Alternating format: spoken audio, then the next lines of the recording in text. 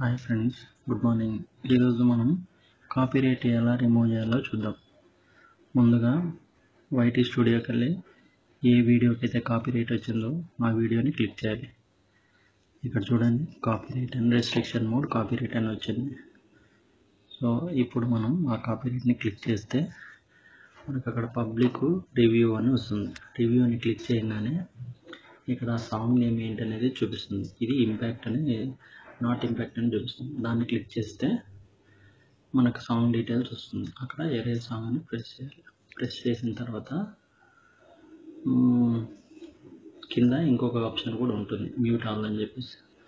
మనకి ఒక పార్ట్లో సౌండ్ మ్యూట్ చేయాలంటే మ్యూట్ ఆల్ సెలెక్ట్ చేయాలి, లేదు అంటే ఎరేజ్ సాంగ్ అని సెలెక్ట్ చేసుకోవాలి. ఎరేజ్ సాంగ్ చేసుకున్న తర్వాత బ్యాక్గ్రౌండ్ మ్యూజిక్ ఏదైతే ఉందో దాన్ని రిమూవ్ చేయడానికి నోటిఫికేషన్ వస్తుంది. నోటిఫికేషన్ ఓకే చేయగానే అది వీడియో ప్రాసెస్ అవుతుంది. ఆ వీడియో ప్రాసెస్ కావడానికి కొంచెం టైం అయితే పడుతుంది.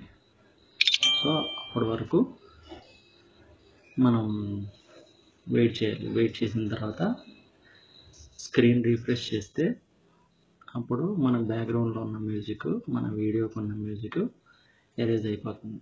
మనకు కాపీరైట్ అనేది మన వీడియోకి వెళ్ళిపోతుంది. చూడండి,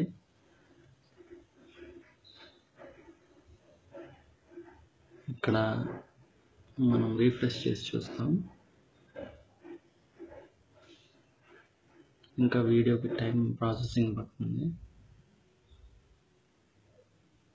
సో ఇది 1 to 3 minutes వరకు ఉంటుంది రీఫ్రెష్ కావడానికి, అది అప్డేట్ కావడానికి వీడియో. అప్పటి వరకు మన వీడియో ప్లే అవుతుంది, వేరే వాళ్ళకి యాక్సెస్ అవుతుంది. కానీ ఇదంతా ఎరేజ్ అయ్యి, బ్యాక్గ్రౌండ్ సౌండ్ ఎరేజ్ అయ్యి అప్లోడ్ కావడానికి టైం పడుతుంది.